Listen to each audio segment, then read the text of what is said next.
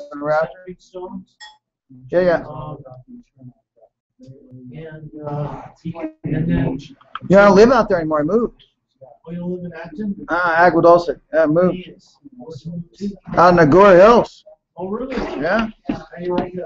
You know, God took me out there, so I love it. I'm good, man. I'm having a good. I'm just going where God sends me, so it's really good, man. Everything's really good out there. My life is very good. Your son and all that. It's good. Everything is good. Yeah, everybody's doing good. It's a daily application. That keeps going. Good. Just slide her over. Slide that wanker over.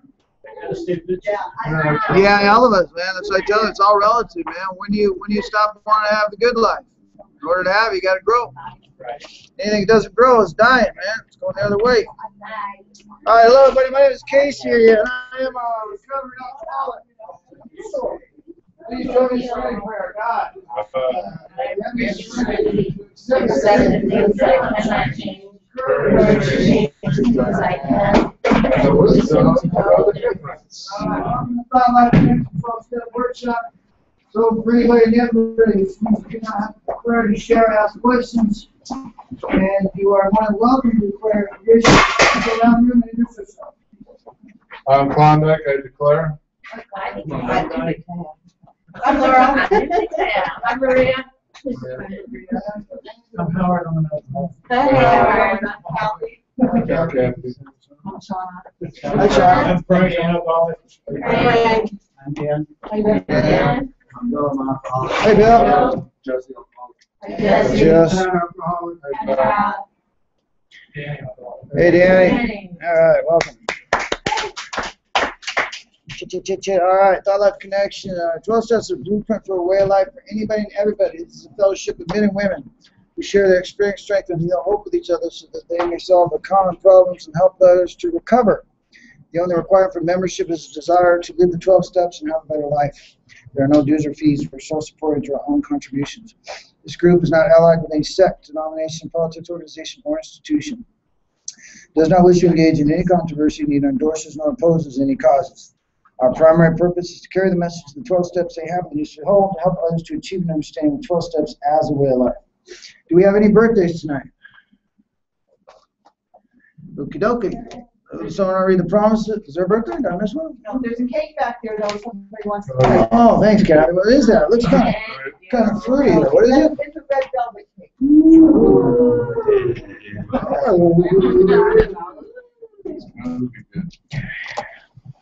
The promises. If we are painstaking about this phase of our development, we will be amazed before we are halfway through. We are going to know a new freedom, a new happiness. We will not regret the past nor wish to shut the door on it. We will comprehend the word serenity, and we will know peace. No matter how far down the scale we have gone, we will see how our experience can benefit others. That feeling of uselessness and self-pity will disappear. We will lose interest in selfish things and gain interest in our fellows. Self-seeking will slip away. Our whole attitude and outlook upon life will change. Fear of people and economic insecurities will leave us. We will intuitively know how to handle situations which used to baffle us. We will suddenly realize that God is doing for us what we could not do for ourselves. Are these extravagant promises? I think not. They are being fulfilled among us, sometimes quickly, sometimes slowly. They will always materialize if we work for them. Thank you, Connie. Yay. All right, so we will do a little meditation. Let's hit those lights. Just actually, you did it right. We're good. Right now, hit the front. How do we do it? Back and then the front. Front off, back on. Is that what we did? I don't remember. I don't either. Is it back on, front on? Dennis knows. Okay, turn your phones off in case they're on. I'm doing that myself. They're on silent mode. We do a little meditation, so just get yourself comfortable, uncross your legs. Oh my God, the glare is terrible back there. Look at the glare from those windows. Ye gods. All right. Okay, so get yourself comfortable, uncross your legs. The purpose of meditation is to put the body away for a few moments. So try and become aware of what meditation is. This is a spiritual step. This is the only step designed to grow spiritually and focus completely on spiritual growth. So as you, sought through prayer and meditation to improve your conscious contact with God, as you understood Him, and it's important, understood by you. It's not anybody else's meditation; it's yours. And praying only for the knowledge of His will for you and the power to carry that out. So it's an important moment of meditation. It's your personal relationship with God, where everything quiets down. This three-dimensional world stops, and you go into the fourth dimension. There's always a reason why we go to God. We always have a reason. So we want to focus on that reason of why we're going to God. And that reason, that focus in itself, desire to get a response to our question, or that which we want to ask God, or that which we want to bring to God, the insight, whatever it is we're looking for. We would desire to have that answer. So we would focus on what it is we want to talk to God about. And it takes you into a meditative state as you realize to awaken your soul, to have a soul-to-soul communion. So as you sit in the meditation, you enter into meditation, the body is put on a shelf. It takes a back seat to your soul. And we call forth our souls in this moment to have a soul-to-soul communion with our Creator. And it is achieved by desire. Desire for your soul to be present, for your body to take a back seat to your soul in this moment. So that all that is present in this moment is your soul and the universal soul, which is also your soul. And now we're seeking that oneness in God consciousness. As we become one with God through desire. You don't think in meditation. Meditation is not for the purpose of thinking. That is what we do with our brain. Thus is a bodily need and a bodily function. We are in the state of the soul. We are at zero stillness.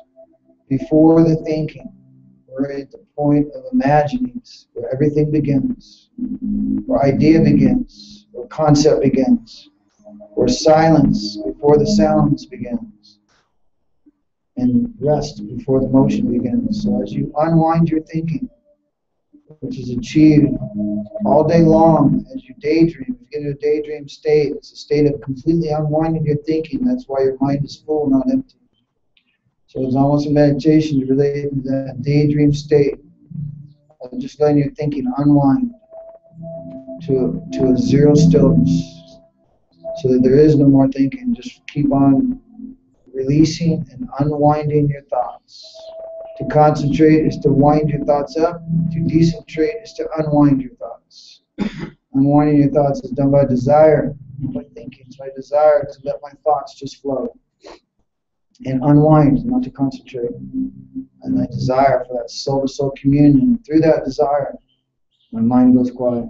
And it withdraws to zero stillness, where all ideas begin, where concept is achieved, to the undivided realm, that which we call the fourth dimension, where it's beyond physical form. And it's to the origin, again, of original idea. And not multiple ideas, but one idea. And that would be creation as a whole. We withdraw to God's thinking. Into zero stillness. We want rest. We must find it in God. We want balance. You must be aware of God's balance to bring that into your life. So as you enter into meditation, you're going to achieve those goals. As you start to apply those principles and desire zero stillness, you feel your body getting further and further away, your soul becoming more and more ever present. You're no longer limited to time or space, but you are in the moment you're in, purely present in the energy and the light of your soul. And in the light of your soul is God's light and your light becoming one by desire. And the glory of God's light descends upon us. God's light is all around us. God's light shines through us. We are encompassed by that light. We are dissolved in that light. Our light and God's light have become one. We are immersed in our own light.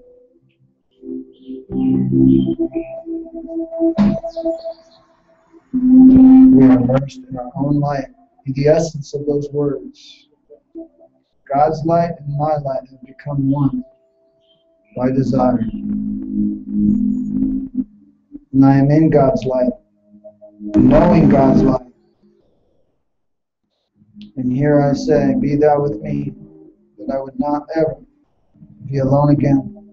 And so it is. I am one by desire. And in a state of oneness, I am undivided. And I can be still into zero stillness, with zero thoughts, just pure communication with the oneness of God inside of me.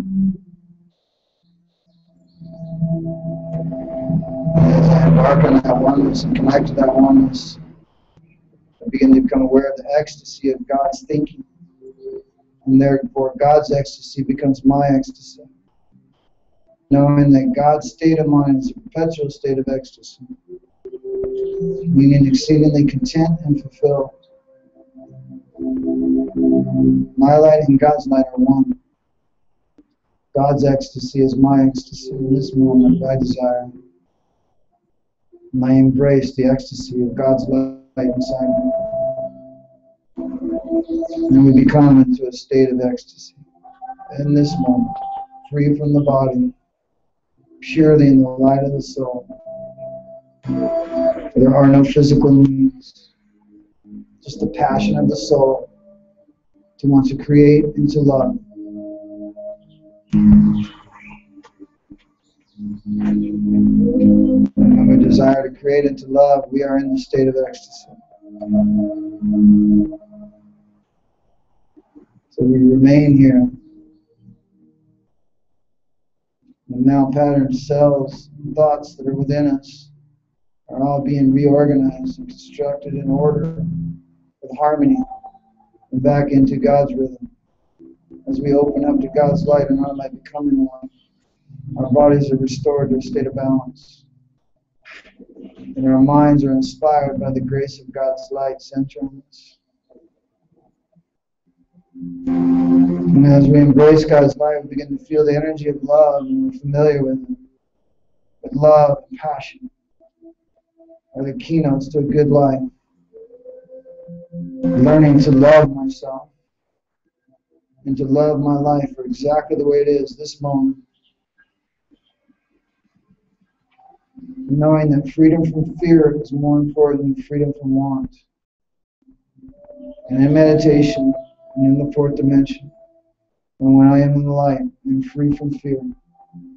And I also am free from want. And this is ecstasy. And be comfortable in the state of ecstasy, knowing that you deserve it. And it is time to feel that connection. No more doubts, no more questions. We are truly, truly connected. And everything we need.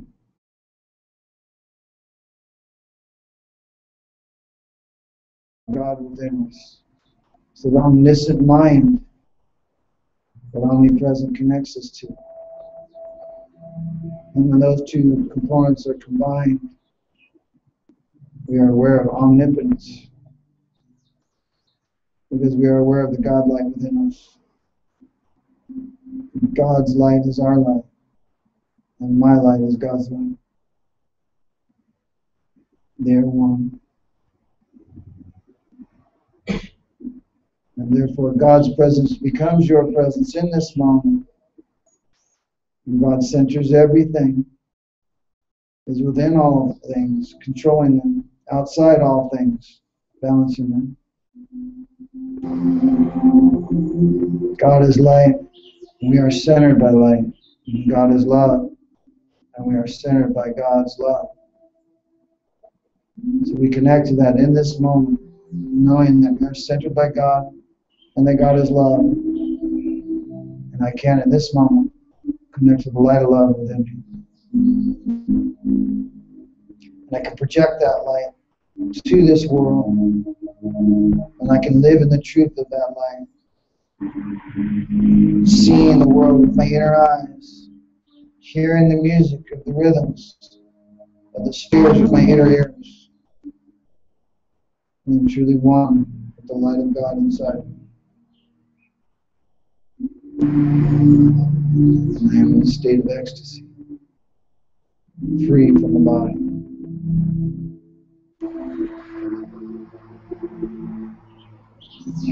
To the one single mind of God's mind.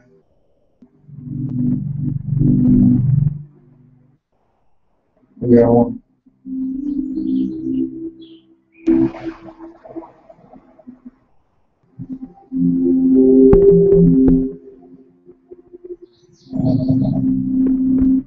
And in that oneness, as we come back from meditation, we bring that oneness with us. We bring awareness of this oneness, of this place, knowing that here we are safe. Here we can feel that wholeness. It is in this realm that I know I'm never alone. It is in this realm that I can truly find joy. It is in this realm that is ever present.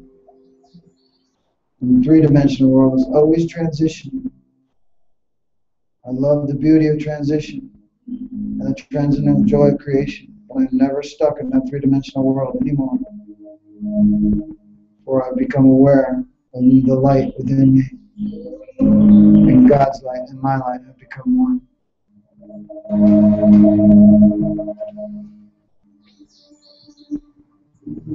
Connect to that love inside you.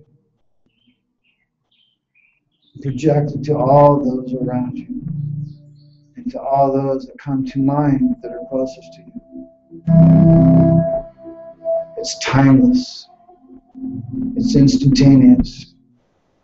Let your love project to those you love. And let them feel you in this moment. And be aware of your presence. And God's presence within you.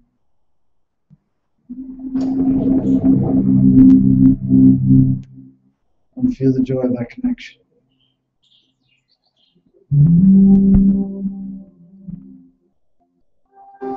And here we thank God for all the blessings. And we feel the joys for our life. And we don't forget anymore those moments where God carries us through. We know the truth. That God is always there. It's just becoming aware of God. And our awareness is our freedom. We can manifest God to the extent in which we are aware of God. We go into meditation to increase our awareness, to improve our conscious contact. And so it is. Every meditation is a partial illumination. To never ever separate from the one light that centers each and every one of us. No matter what seems to come, no matter what seems to go, we always stay anchored to the light. Our dependency is in the right place. And now we know ecstasy. We're not fooled by the three-dimensional world any longer. It has become our servant rather than our master. And God is now principal. He is the director for our lives.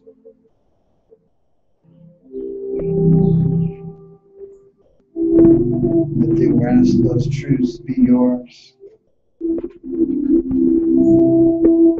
And take them to zero stillness for a couple moments. And let them solidify in your soul as your truth.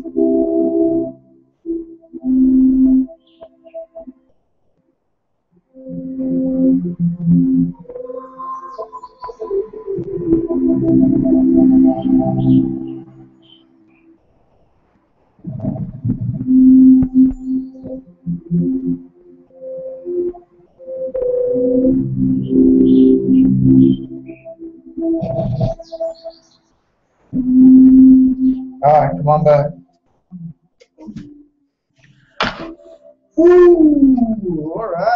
Good one.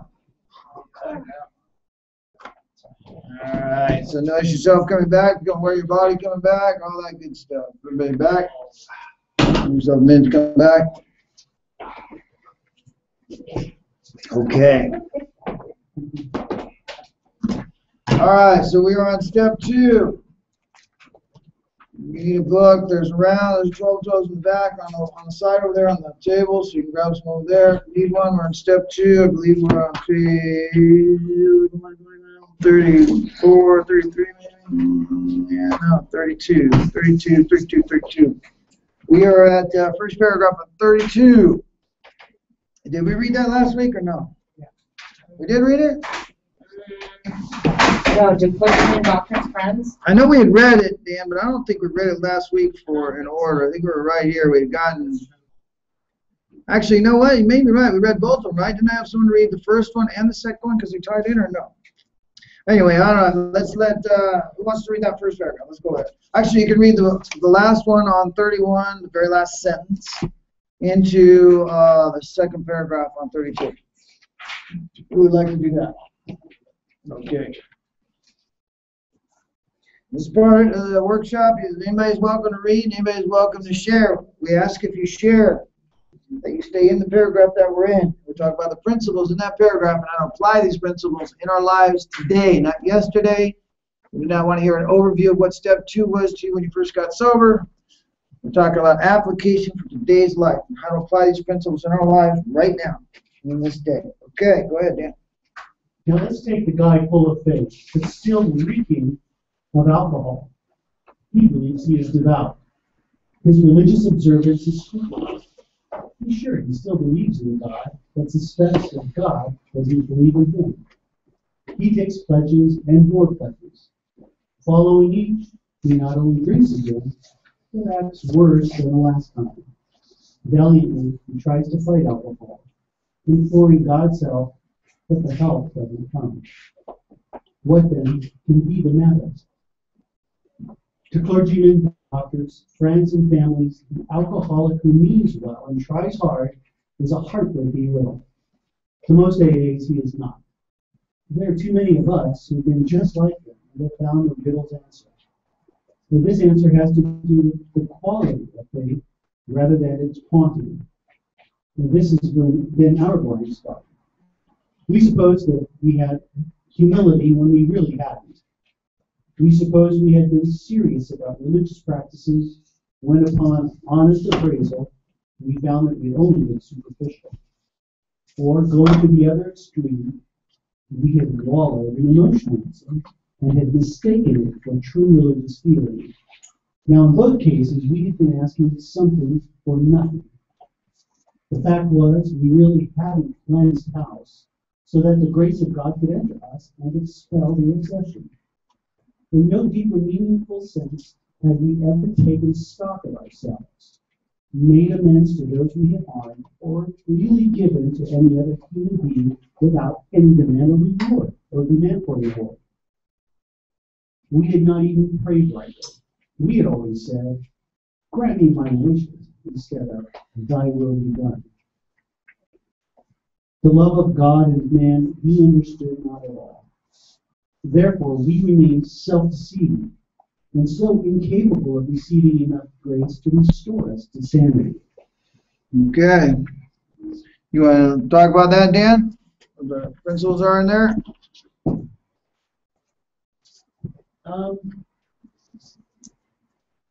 Boy, I'll tell you, Could you leave the mic on? You got to keep talking in the mic. That's a common track for us, especially grant me my wishes instead of thy will be done.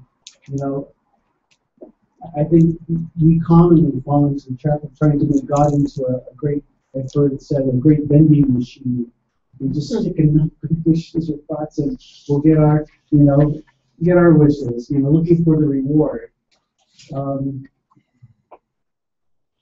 I know for a lot of people, struggle with faith is a big part of recovery. For me, it really never was. I'd always had practiced faith, but in my addiction, it found the ability to compartmentalize that relationship when it came to self-medication and using. And in that sense, certainly, I think evidence of very poor quality of faith, at least in certain regards. But I think a lot of that is, this defiance and denial that we have in our own way.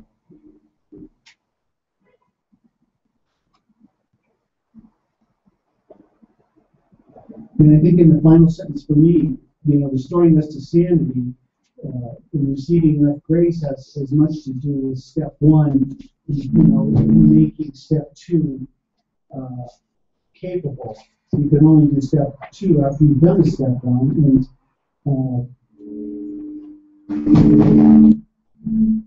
only when you. All right, I don't know what I'm saying.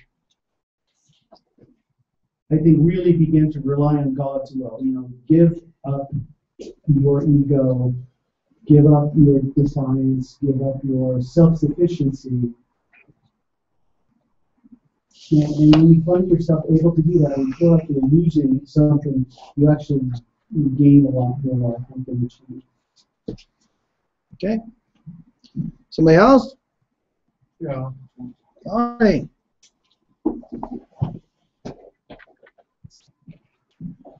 Yeah, something I heard you talking about.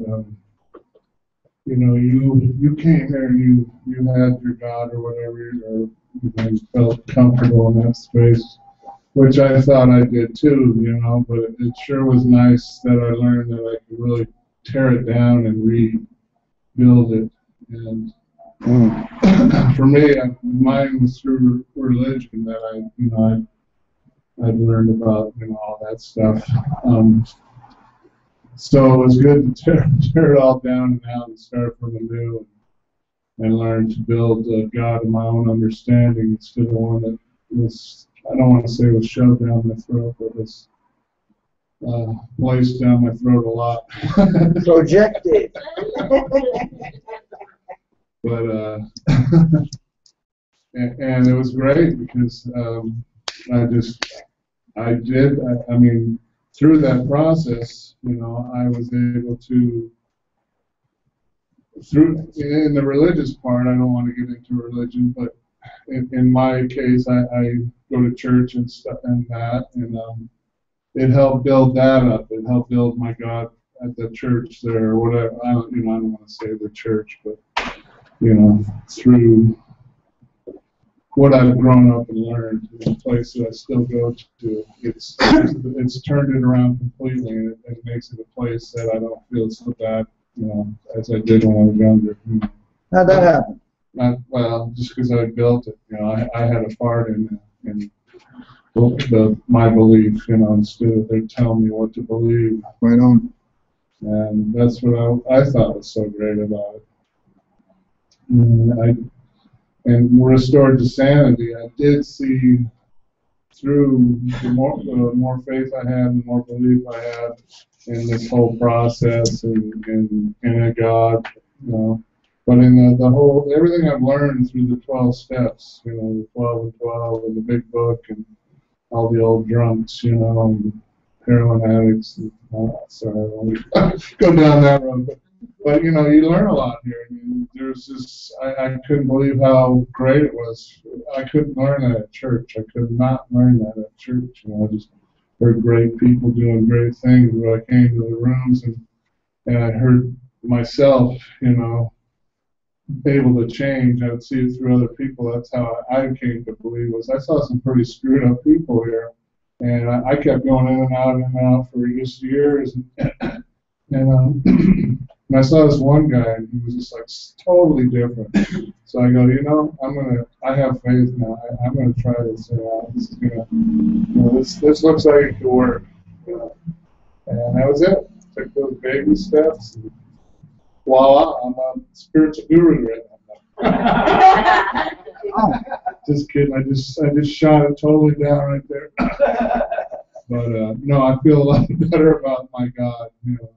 I don't know that I'm anything other than another human being that is equal to everybody that all my friends and family here. that's what I've learned through, finding higher powers, that I'm just equal, I'm not better than, I can't judge, I'd like to, I do it, but, I'm learning not to do it as much, and I'm getting, less and less affected by it, where I was, you start thinking things, and then you spiral out, and, everything kind of goes awry, and you go, why is everything awry? Try to blame everybody else, but, you see once you look in that, you're in a piss poor mood, everybody's going to be in a piss poor mood who's around you. So, I'm trying. No, I'm learning and I'm growing. I know that I can't say I'm trying. I'm doing it. That's another thing I learned here is just say, be positive. I'm growing. I'm doing it. There's no turning back now. Damn right. Good. Good. Good stuff. I wanted to share because I've been in these 2 paragraphs, and Casey broke this down in a meeting a long time ago in Malibu in a way that made me finally grasp onto this first paragraph. What does it say? Now let's take the guy full of Vic, the soul reeking of alcohol. And you just said reeking of alcoholism, reeking of trauma, reeking of anger. But I reek. My emotional stability is like precedes me into the room. And people who know me the best, they know when I'm reeking. They can feel my energy when I walk in. And the reason I bring that up is because,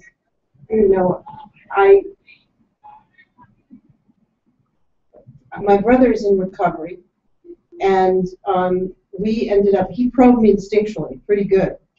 And the funny thing is we have this flaming private message email fight back and forth where I was the person who thought I had a program, and given an opportunity to show him how much great recovery I had, I said, you need to work your program, you need to, and all in email capital, exclamation points, and a few really negative comments in there.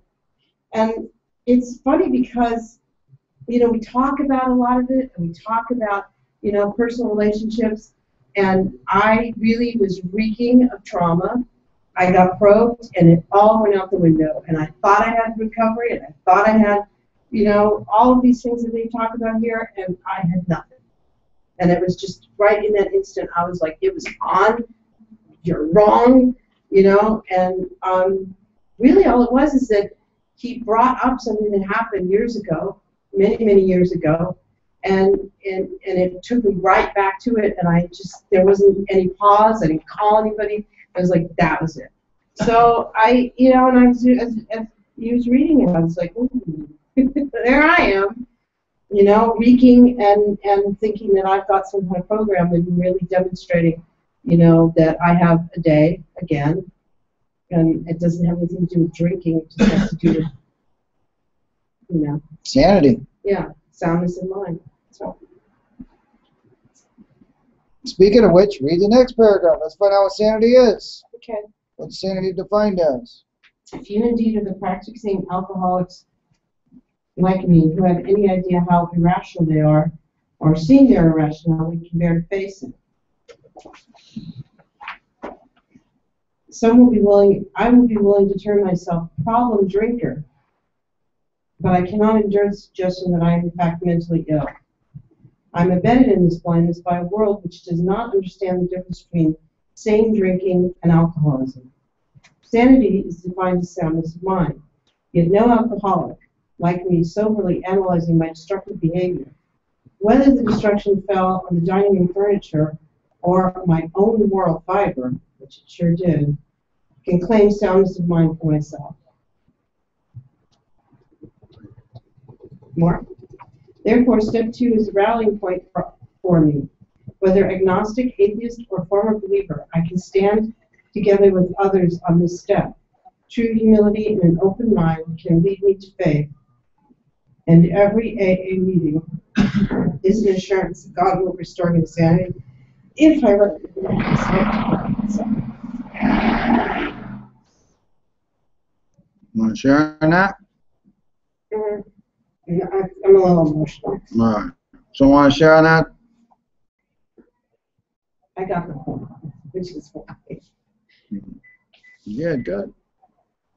I mean, Anybody? you know what I'll share? I'll share why I made me emotional. It's because it is the truth. Because the emotionalism comes from me getting small. Because, you know, when I get into that state of trauma where I think I need to defend myself, I puff myself up, and this makes me right-sized. And it makes me not small as insignificant, but small in terms of I don't need to conquer the world. I don't need to try and rewrite history. I don't need to defend myself from trauma that happened 40, 50 years ago. I don't need to try to fix all those things. It's already been resolved if I rightly relate myself to a program of recovery and the God that have come to understood. I can't say that right. It's understood by me. That's understood by me. So that was why I got emotional, because that's the part I forgot. Mm. Good, good, good.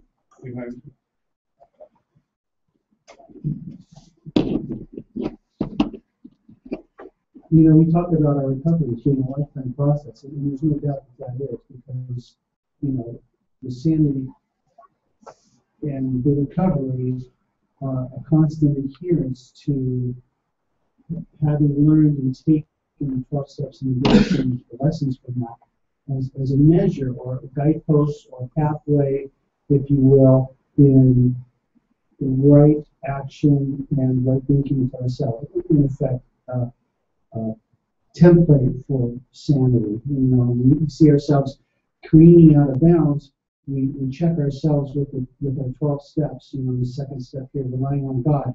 So if we supplant our will with God's, rather supplant, you know, remove our will and put God's in place, and we get a great humility and patience and great regard for others and service to others, and the other steps, including making amends and checking ourselves at the door every time we act and say, think something. In fact, we are arriving at a level of sanity that is acceptable to us and to our fellows. And you know, obviously that's a process of improvement. I'm not the same person I was a year ago, not by a long shot, but to say almost recovered would also be pretty insane. There's no doubt about that either. But you know, the next big step towards the pathway of sane thinking and sanity in our lives comes from removing our will and trying to put God in its place, and what that means, you know, as we understand it. Somebody else? So on this topic, you know, when we were talking earlier of reading about humility, and it seems like that's the big part for me right there, is that, you know, when things are going good, you know, it's easy to feel, you know, like, you know, God's working in my favor. But when I'm dealing with situations like disappointment and upset, that, you know, this is where the faith really kicks in, that I have to find the gratitude that in this moment in time, that, you know, I can see the positive thing. And I was thinking about an old saying that I used to hear when I was a kid, and it was like, it doesn't matter if you win or lose, it's how you play the game. And, you know, backed by, you know, a power greater than myself, I can believe that, you know, whatever I'm going through is something that God wants me to go through.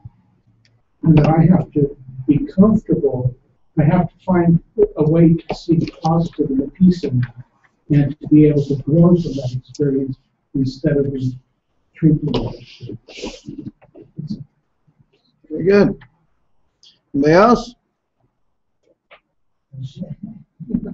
Sorry. I really like what you said. It kind of comes down to, you know, we learn in this process of a relationship with God and trying to do His will and not do our will. It's not that He favors us. It's that He finds favor in us trying to do His will. So it's about an individual relationship, regardless of what's happening in our lives. Obviously, you know, you get days that anybody can measure. It's happy with days that anyone can measure being wonderful. But it's not about what comes your way or what flows away from you. It's what you act all throughout that process. And not worrying about what God does as long as you're trying to do His will. I think I found myself learning, trying hard not to put words in God's mouth. God will do this for me, God will do that for me. I have no idea if that's true or not. I can only rely on my understanding of trying to do what I think is His will. And the last thing I want to do is start filling in script lines for what God should be doing for me. Okay, somebody else?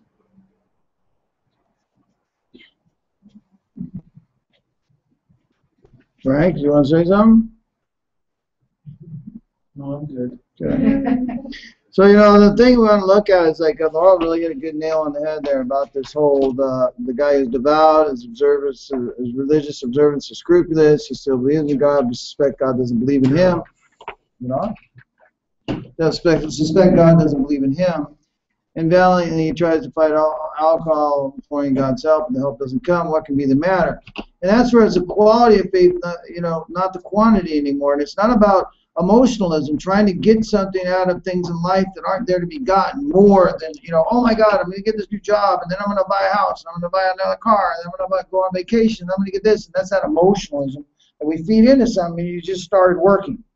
And you're what I mean? You're in an entry-level position, but you're already running the company. That's how emotionalism will take over on us. Or, you know what I mean? It could be all the way from, to making something that it's not. And that's when emotionalism can get us in a lot of trouble. When we start to turn something into that it's not, and we make it bigger than it is, even in a grandiose way, and then we're disappointed when it doesn't come out that way, but we're the ones that have created the disappointment. It could be in a relationship, it could be in a job, it could be socially, in so many levels about what we're going to get out of something rather than trusting in God's will for everything. That's what quality means. The quality meaning I'm not dependent on you anymore. I'm dependent on God's will for my life, God's approval for my life. I'm not seeking human approval. Now that's quality, not quantity. In terms of being able to accept impossible situations, seeking neither to run nor recriminate, which it talks about here. It says that on page 31 here about defiance, when we encounter the second paragraph there, it talks about how belief meant reliance, not defiance. That's quality. When I'm relying on God, I'm not telling God the way something should be. I'm not thinking the traffic should be this way, the line should be shorter, people should be moving faster, people shouldn't be as rude. I'm not in that world anymore. I'm getting out of that debate of a world of the way things should be, and I'm now entering in God's world. And that's why it says that a truly open mind will lead us to faith. The open mind means the mind no longer occupied with me. It's occupied with something greater than me, and not on a superficial level, but on a qualitative level, not on a quantity. But in this regard, interesting enough, quantity gets me quality when it comes to step 2. The more I ask for God to be with me, the greater my relationship is with God. So in this context, quantity is what it's about in terms of the open mind. As many times throughout the day that I can check with God and say, God, hey there, I'm with you. Be with me now. Guide me in this moment. Just as a way of life. Not as I'm in trouble, guide me, but just guide me. I'm okay. Let me see your will. Let me see some good things. I'm going to walk in a room. God, I can't wait to walk in this room and see something wonderful happen. Let me see your light in this room. These are the kinds of things you can go into rooms, environments, and atmospheres, and you're going to find something, and you'll see God's light there. And that's when you start to live in a whole different world. And that's what sanity means. Your mind will go sound. You realize you don't have to be all crazy anymore. As you just learn to be patient and watch, everything works itself out just right as long as I don't get in the way. And when it goes smooth, it's God's will. When it doesn't go smooth, I know my will is involved.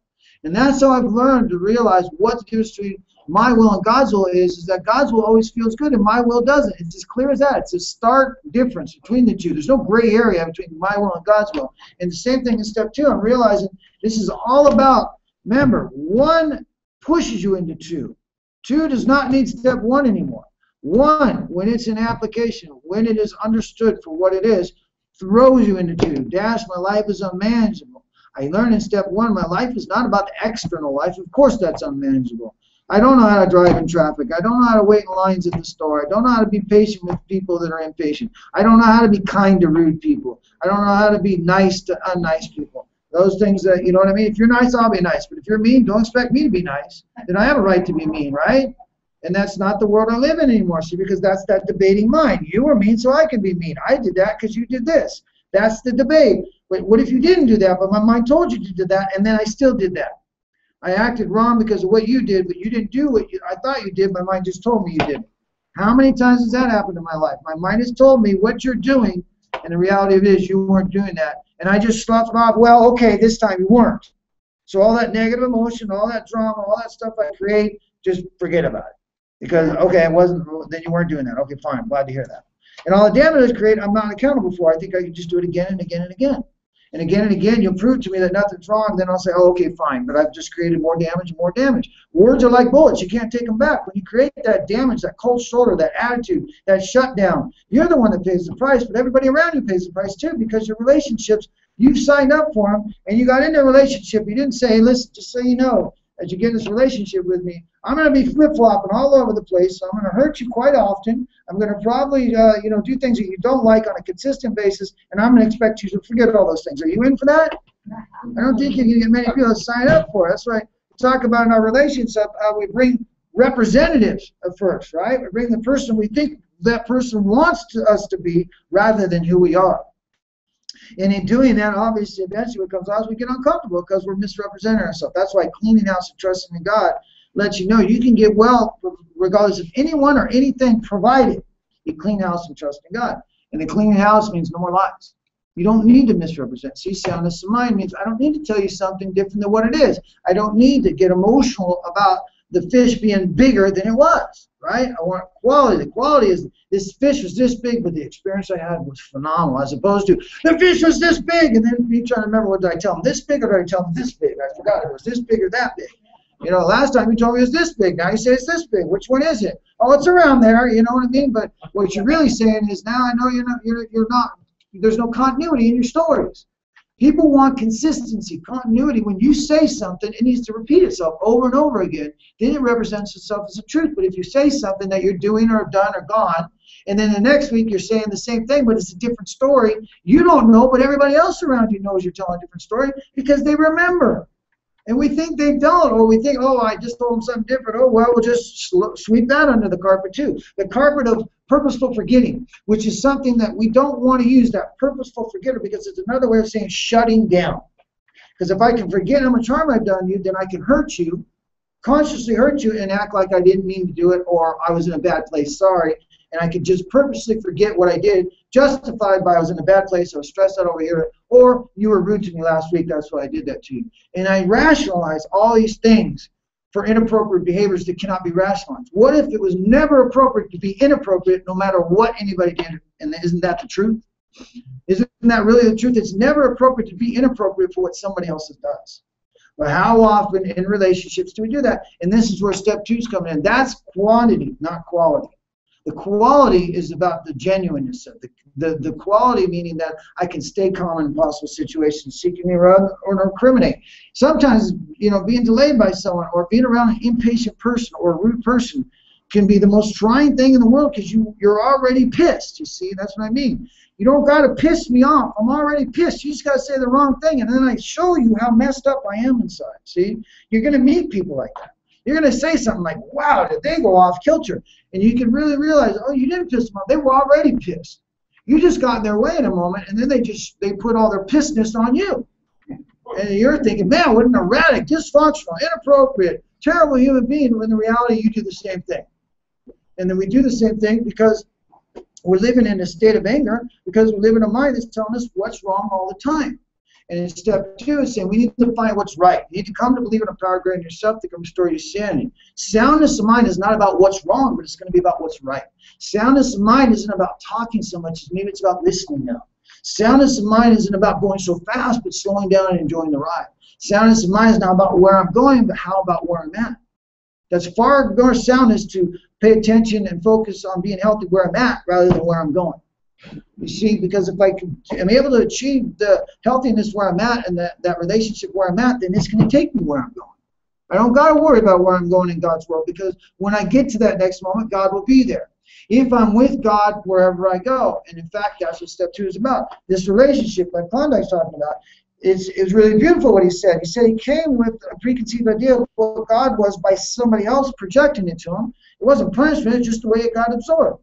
And then he realized that his image of God was not one that uplifted his life and brought good things to his life, but scared him or made him awkward or made him feel like he couldn't say certain things or whatever it was. It wasn't that relationship that created soundness of mind. But in step 2 in this program of recovery, it said, stress the spiritual angle freely in the big book. And nobody has to agree with your concept of God. You can have anyone you want, provided it makes sense and you live by spiritual principles. And so you're given these tools, these 3 shaping tools: omnipresent, omniscient, and omnipotent. Those are the 3 shaping tools that create your image of God. And they go in that order form. First, you practice the presence, and as you practice the presence of God, you start to think in terms of the mind of God, and as you start to practice the presence and think of the mind of God, you start to realize you start to have the power of God. You become omnipotent like God to the extent in which you're aware of God's omnipotence.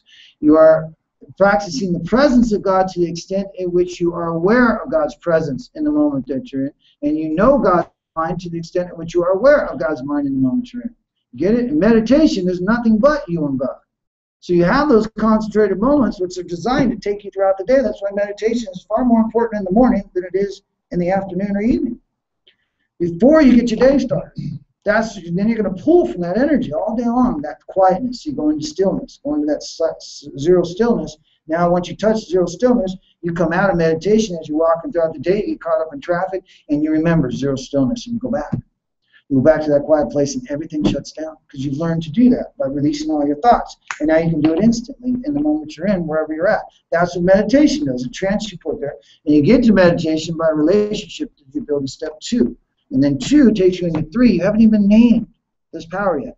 This is all about a relationship. Can you be with me now? I don't even know what you are, God. I'm trying to understand you. How do I understand you? How do I have a better relationship? What the hell do I say to you? How do I see you? Where do I find you in life? Who should I talk to about finding out a way to find a relationship with you? That's what it says.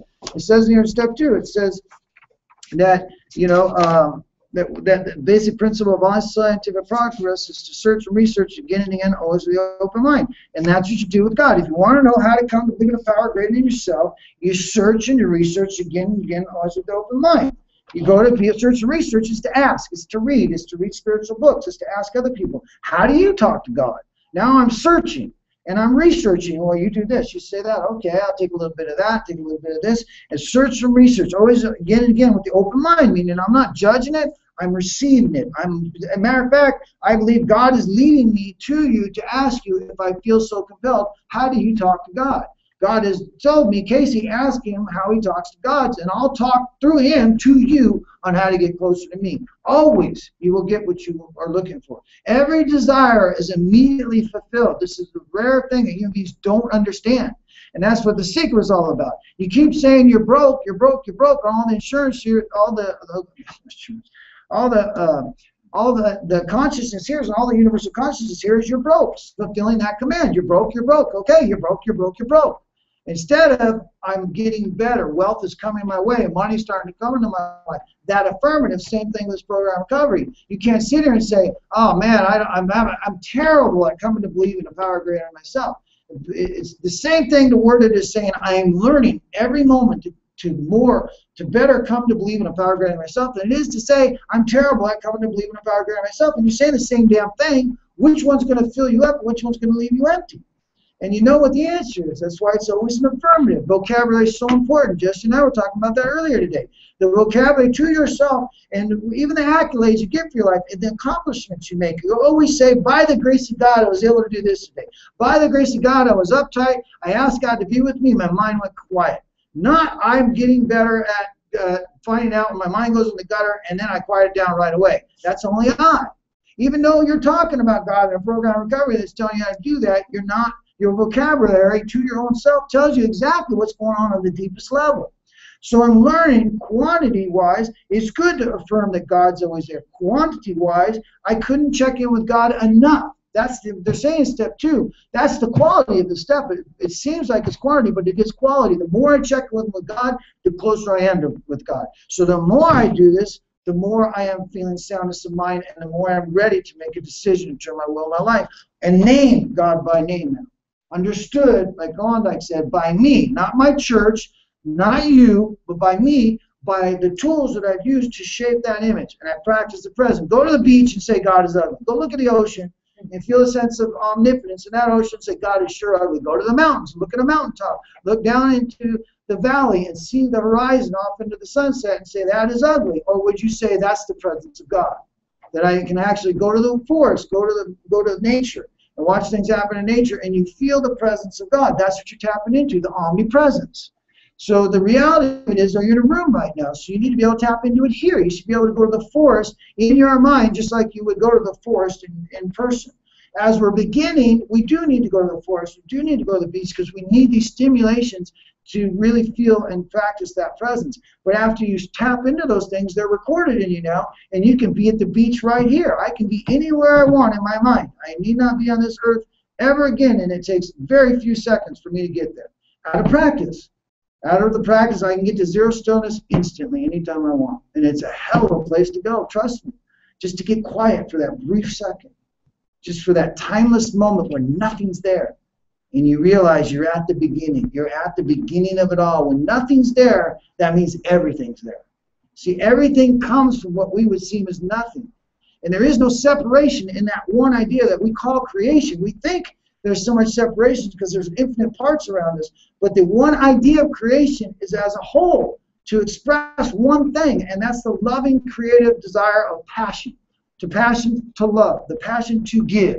That's what God's doing all the time, giving to us. And whatever we give will be re-given, and whatever we take shall be taken from us. That's what it means, do unto others as you'd have others do unto you. Because that's the law. Whatever you do to others, others are going to do to you. If you're talking smack about someone, someone's talking smack about you. You're cheating someone, someone's cheating you. You're helping someone, someone's helping you. You're saying good things about people, people are saying good things about you. So which world do you want to live in? Yet I find myself talking about people in a negative way, saying things about their failings, not their good things, and therefore that's when I get confused, and I don't have that soundness of mind, and therefore I'm not coming to believe in a power greater than myself. That's the quality I'm trying to get to in life. It isn't about getting somewhere. The quality is I can be with God right now. That's quality. Quantity is I want to be with God 5 minutes ago, right now, and 5 minutes from now. That's quantity. But quality is, but reality of it is I can only be with God in the moment I'm in. That's the best I get.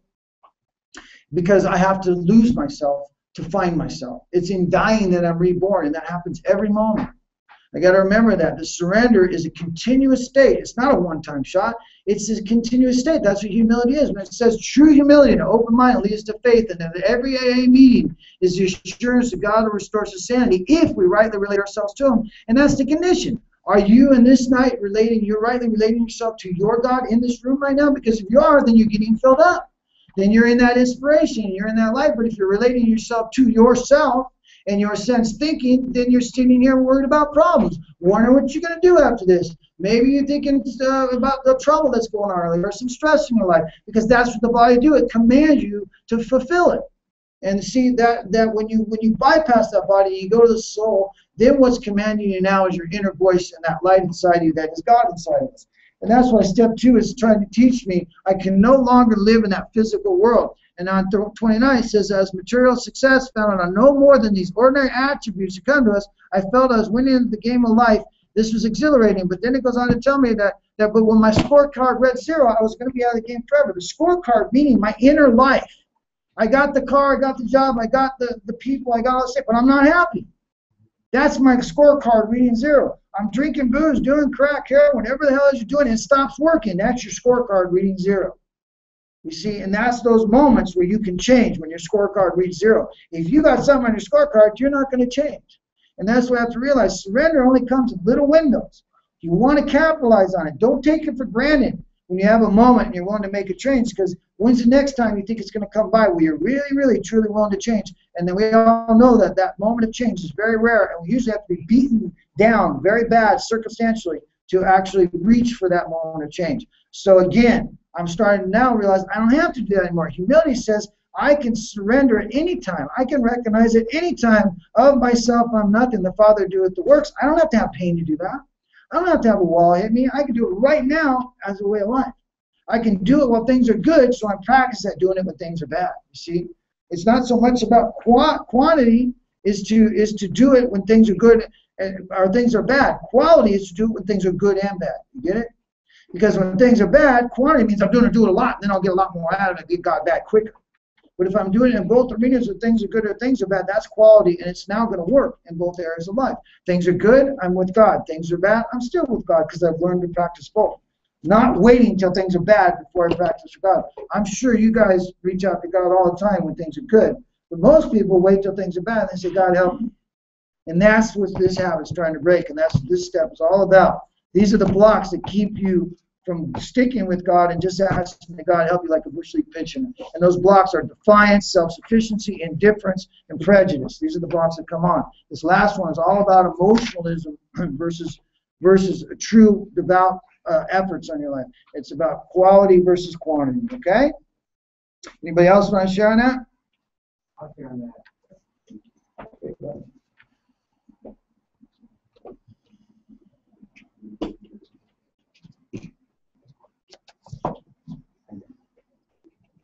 My name is Bill, and I'm an alcoholic.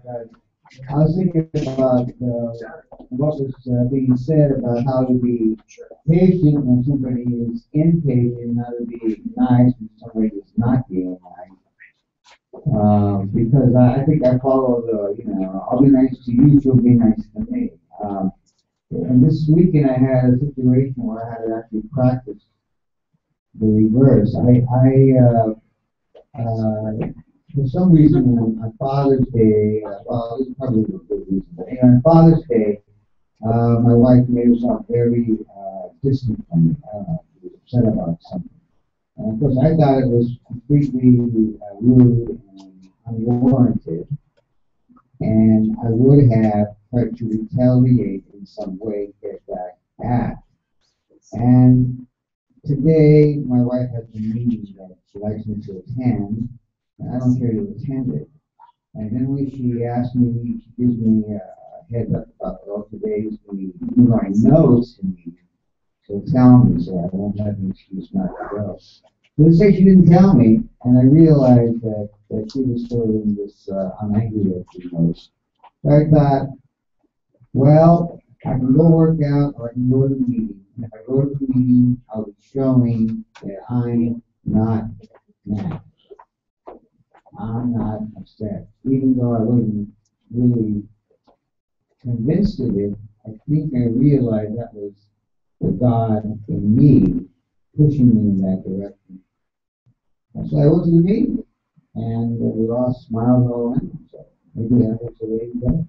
But I think, critically, it's like, when can I be forgiving when somebody is unforgiving? I think that in what I've seen in my life, and I'm part of it, is this tit for tat, eye for eye, tooth for tooth. You're going to, I'm going to get back at you, and I'm going to get back at you, and I'm going to get back. It goes on forever. Somebody has to save the day and play the long ranger, and maybe that's what God in my life.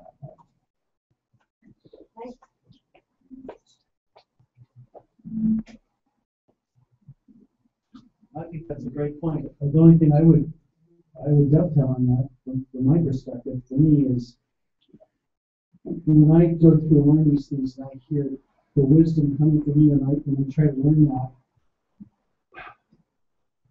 the actions and thoughts and words that don't come to me directly from God because I'm blocking that or my ego's in the way, if I'm aware just a little bit, if I'm a little bit conscious, I'll at least mechanically, by rote, follow the process mechanically, and the better I get at that, the more it becomes internalized, so that you'll have fewer of those occasions, or I'll have fewer of those occasions where my ego talks instead of the inner self. All right, somebody else?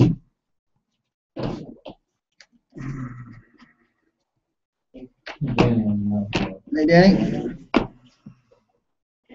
So I've been through quite a ride the past 2 years. It seems to be coming to an end, and I'm trying to adhere to these principles and stay in conscious contact with God through it. And most of the time,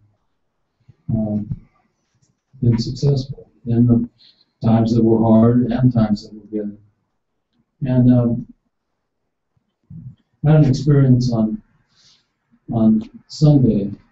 I went to a memorial service for a woman who died way too young, one of the most spiritually connected people I've ever met, and was a big influence on my daughter and lots of kids. And she died of cancer at 38 years old and left everyone with kid. And the church was packed. And my daughter, as an alumnus of the kids choir, sang. And it was just this moving experience. But I had the opportunity to sit in the same pew with my ex-wife. And I call it an opportunity. I haven't been in the same space as her in 2 years. At least that close. So I was sitting with my daughter next to me and my ex and her boyfriend. And it came to me during the service because they did communion and they exchanged the peace at a certain point. And I was thinking, God be with me now, you know, and it wasn't hard for me to be in that same space. But I thought, you know what, I really need to offer peace in this situation. And I want peace because it's been not peaceful, even though there's no communication, and it's just not peaceful. And so I wanted to express that. And at that point, you know, my daughter hugged me, and her boyfriend, I exchanged peace with him, and he and I didn't want to respond. And I went with my hand on her shoulder, and she just rolled her eyes at me and just went. And it was an epiphany to me. Rather than, how dare she? That's not what I felt. I felt like, wow, this is really somebody that's sick and I need to pray for. Because that is not the feeling I have sitting here in this memorial service. And I realized that it all came to a head, that even though intellectually I know, or even spiritually I know, it's all on my side of the street that I have to work on. It really was clear to me that I can only offer peace. I can't expect it back. And I want to keep doing it. So that was wild. And one other thing during the service, I think a lot of us might come from some sort of religious background, different faiths, but had it shoved down our throats or been told of an angry, vengeful God, one that we wouldn't really want to keep around. We wouldn't want to confess anything to. I believe in one that's a loving God and always.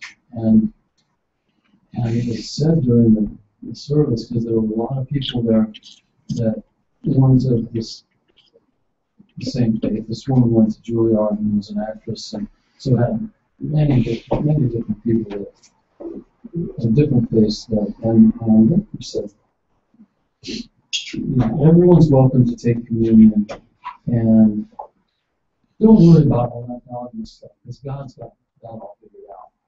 Just come be part of this, and that's how I kind of feel about these rooms. You know, I think for me, being here has made my faith there and my ears open up to what's really being said. And so when I search and research again and again, always with an open mind, now instead of trying to figure out what it is they're trying to tell me, my concept of God keeps getting bigger and bigger. And God is big. And it's not a static thing. It's not something that's static for me. It's always growing.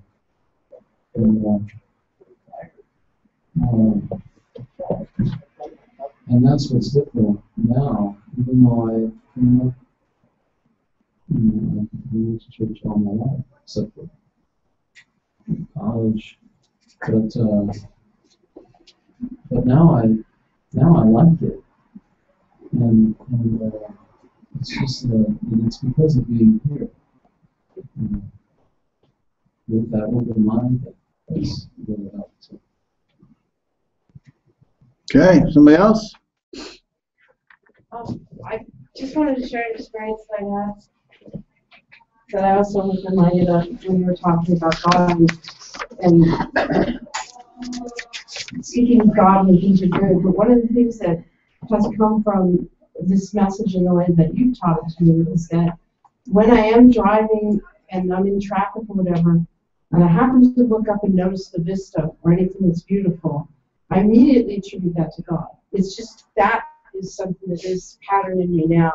That, you know, and somehow within doing that, there's also the recognition that without God, I don't see that vista. I only see the car's bumper in front of me, you know? So I just wanted to share that. It's something that, you know, it's not like saying God be with me, but when there is something good, I automatically bring God. That's, you know, that God brought that to me, you know, that God caused. That's all. Good. Anybody else? Sonny? Ping pong Mike Knight. Yeah. Yeah, it's good. I'm enjoying it. I'm listening to you guys. Hey, man. Come on. You know, I was just thinking about the building, in the process of building my own God. You know, the stuff that we learn, the most glorious, beautiful things that, I don't want to call it stuff, the great things that we've learned that I've learned out of this 12 and 12, and that, you know, the people here, Casey and others, have been able to help me to take it up off the page and to look at it more 3D, more, you know, look in the dictionary and really find out what that word means. It just pops it up, and you can really just live it. You know, it's not you're just reading words, you're living it. You're like putting those definitions into your life. You know, where you have that, you know, that feeling, and you know, and it just helps me to see this is what they mean. And I've learned that my God is an understanding God. I mean, not only is He loving, I think they go hand in hand, but I really had that concept of He's an understanding God. He understands me. He understands why I do these crazy things. He doesn't hate me for that. He just, you know, wants to help me to do better. And tells me how to do better. Constantly. I mean, I've got so much great information, and then I just go off on Klondikeville, you know, and just start driving down the wrong side of the road, you know. It's my bill, you know. I can drive however I want, people. See ya! And you should be doing it this way. And how dare you? How come you don't know that? You know, how come that wasn't born into your psyche? All of a sudden you know it when I come along. But yeah, so I've been able to, you know, through that I've been able to build a better contact too. I can be more understanding towards people, more loving. You know, it's a process, and I love it. I don't want to give up on it. You know, I just do not want to give up on it. You know, I'm here, man. You guys are gonna have to throw me out. I'm a pretty big guy, you know. I take it. Mess with my program. Yeah, I just, you know, I do think it's, you gotta laugh, you know, not all the time, but you really have to kick back and take a good laugh. Boy, I've been taking myself too seriously these last this whole year. From day one. From day one. I mean, you know, and of course, I got, you know, things happen to me, so I'm justified. You know? There is no justification. I'm learning there is no justification. You act bad, no matter what. You know, it's not a good scene, and then you gotta mop up the mess. And you know, it's like going back and forth. But if you learn from it, which I had learned a hell of a lot, and grown from it, which I definitely, you know, don't let things get to me as much. I'm learning to build on that and to see when I see people, you know, when I see it work in my life, how come I keep going back and I always wonder why do I flip flop? And it's just something that happens. I don't have to flip flop, and I don't as much, you know. I have periods where it's just like, wow, this is just bliss. And then you get caught up in that, and I just forget, that some mud hits my car, something gets too close, and I'm just like, hey. That's a new door ding, man. Good. Start noticing door dings, and all of a sudden you're off and running. I know what to do to take care of this. I got this one. And everything goes to hell. Yeah. That's it. Good, brother. Good stuff. Yeah. Listen, that's why I said, in step 2, that's what I realized. It's like you're being given these tools, and it's just a great opportunity. It's like, forget what you know, because it didn't work. Otherwise, you wouldn't be here. And if it's supposed to go with you, let God bring it, but you relinquish it all. And then you find out these 4 blocks. It tells me in here that I'm always looking to find out what blocks me from experiencing this power in my life. It tells me, first of all, I need to have an open mind. And then it tells me, quit the debating society. I got to quit the debate. And it's got to tell me that I got to quit the negative thinking and become a positive thinker versus a negative thinker. And that for people who have lost faith or who had faith but have lost it, tells me that's a big struggle. If you've ever had faith or had a good rhythm with God and now you don't have it anymore, you're classified as the biggest struggle in this program recovery. Because you think you had something and now you don't. And the good and operative word is think. Because what you had didn't work, it needs to be even better. There is no going back. It is a forward movement. And so I have to realize that's why it gets me, why I'm a difficult one, because I can't become indifferent. I now shut down. I now not only have purposeful forgetting, I have shut down emotions where I can just shut off. So I think. All I'm doing is delaying the moment. But the moment's recording itself in me only to bring itself back out later. So I'm not shutting it off permanently. I'm only shutting it off temporarily. So that's the worst part, though, right? Because 3 months later, I'm sitting in emotions from stuff that happened 3 months ago, and I'm taking it out here in this emotional situation, which is inappropriate. Because I'm trying to respond to this moment or this emotional situation from my feelings from 3 months ago because I never dealt with them. Or 6 months ago when they pop up. See, because I can stuff whatever I want, but I do not reserve the right of when it's going to pop out. The minute I stuff it, and I give that opportunity to deal with it, and I choose not to, I have the right, self-will, to stuff it and not deal with it. But I do not have the right to know when it's going to come out or how it's going to control me. I lost that when I stuffed it. And in stuffing it, you may not feel it now, but now it will control you. You won't control it anymore. I just gave it power. I just gave all my problems power the minute I don't acknowledge them. The minute I expose them, the minute I identify they're there, the minute I recognize I've taken it back, obviously, because I'm not sound right now. It's telling me if you don't have a sound mind, you're not coming to believe in a power greater than yourself. If you have a sound mind, then your sound mind is represented as a mind that sanity is defined as soundness of mind. So now you're in sanity. Now you're in step 2. Your soundness is coming from a power greater than you. You don't manifest soundness anymore. You used to run. Now you don't run. You used to be in defiance. Now you're not defying things anymore. You're in reliance versus defiance. You're starting to recognize you used to be indifferent, and you know that's not doing you good, so you're learning to feel now. You're learning to recognize there are some feelings. You used to be the kind of person that made something out of nothing, and now you're learning to let things unfold in a natural level without trying to blow them up and make them something that they're not or bigger than they are. And that's that emotionalism, quality versus quantity. I used to learn that my intellect is something I would do because I had such a deep need out of inferiority to feel smarter than you that I would sit here and think of ways that I was smarter than you about things that I knew that you didn't do, which defined me as smarter than you. Which doesn't mean because someone doesn't know something you know that you're smarter than them. It just means they don't know that part of what you know. But there's a whole big damn world out there that you're not looking at. You're only looking at building carburetors or something. You don't know how to build carburetors, you're not smart. But you can do brain surgery, that's cool, but it ain't a carburetor, dude. You see, and I can do carburetors, so I'm smarter than you. Because we don't need a brain surgeon right now. We need a carburetor rebuilder, so I'm the smart guy right now. And that's not the case. We're always looking for that moment where I can shine, where I can be, finally, people finally recognize how unique I am. Instead of, like Klondike said, why can't I just be one among many, a beautiful? Why do I ever want to be alone? I can be unified and be that much more powerful. When one man acts wrong in this world, I take responsibility for it. I've learned that when people are killing people in Rwanda, I got no comment on it because I'm just as responsible as the people in Rwanda. And if I got a comment on it, I need to be in Rwanda dealing with it then. Nothing worse than talking about a political system and doing nothing in politics in the way of solution. You're just a hypocrite. That's all you are. If you're going to talk about it, do it.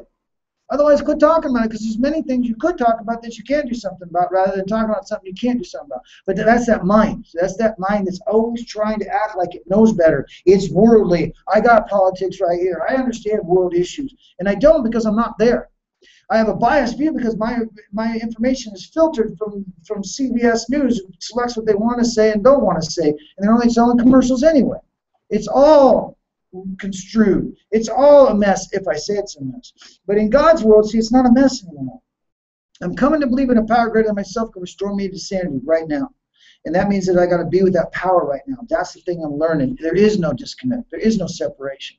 I'm always with this power. And what I had to learn at first is I learned that I was talking to me or I was asleep. If I wasn't asleep, then I was talking to me inside my head all day long. Talking to me about this and about that, and I tried to find good stuff. I tried to think about good things. I tried to be good thoughts towards people and do good things if I was in the right mode, but I could never succeed, and then I could never sustain. I tried to be in this world without getting all rattled, but it just couldn't work. Every couple hours later, I'd be rattled again, and I didn't understand what was going on. And what I didn't realize is I didn't have a relationship. I had a relationship when I needed that relationship. When I didn't need a relationship, I didn't use it because I didn't think I needed to. And I didn't realize that I needed that relationship all the time. When I realized I have 70,000 thoughts a day, how could I ever be without God? How could I ever manage that many thoughts in the day that I'm in? I don't even know the last 100, let alone you're telling me 70,000 I've had today. Or we should be around the 60,000 mark right about now. Can you count 60,000 thoughts today? No way. Right there. No, all right, God, I need you. I definitely need a power greater than me right there. I don't care what human being you are. If you think you can manage 60,000 thoughts, man, I want to watch.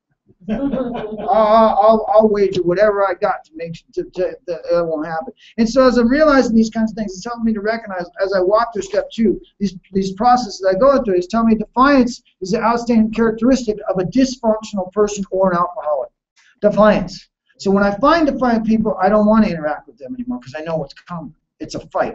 That's a debating mind. I start to look out for debating minds because you don't want to get toxic with a toxic person unless you can go deeper, lower than their toxicity, and you never know what you're up against, trust me. So since I know I found out I'm not a very toxic person, I can't go there, I'm better off not even engaging. I'm better off looking for people with the light rather than people that are in that debating mind. I only just stay away from that stuff. I got very little to say to people that are talking about complaints and problems in life. I stay away from that. I've learned to, and when people are doing that, to see the God light in them, not to judge that. Remember, I used to do the same thing. There is no more judgment. And then that's the lovingest thing I can do is hope that you too can find out what I found out. Not what you need to do, but what I found out. That I am a rat race. My mind's a rat race. And that without God, I cannot keep it in perspective. And I wish for you the same, because all of us are going to come there no matter what. The body is only an illusion. It's not going to fill me up. So I'm learning to understand those things. And it's helping me to go to these things. This week, enjoy looking at the world doesn't understand the difference between sanity and it says in here, between sane drinking and alcoholism. Instead of sane drinking and alcoholism, look at it as sane thinking and alcoholic thinking. You live in a world, they don't get you when you go in your erratic mode. They don't get you when you shut down emotionally over nothing. They don't get you when you're all over the map in emotionalism. They don't get you when you're completely numb and shut down and you can't feel anything. They don't get you when you're in a complete state of chaos and you can't stop. They just don't want to be around you. You live in a world that doesn't understand you and your emotional problems and how sensitive you are if you be an alcoholic, a drug addict, or a traumatized person. That's what it's trying to tell you. The world doesn't get it. It ain't going to get it. And that's why you keep living in a world thinking nobody understands you. Because you live in a world that doesn't understand dysfunction. It's never going to. You see, that's why the world doesn't understand you, because you live mostly in dysfunction. When you stop living in dysfunction, you'll find this world will understand you a lot better, as you will understand the world a lot better, okay? Good luck with step 2. It's a great step. We'll move to 3 next week. Okay, that's all the time we got for tonight. Good stuff. We got through step 2. Is there any announcements you need to make? Bill, I'd like to Hey, Bill. being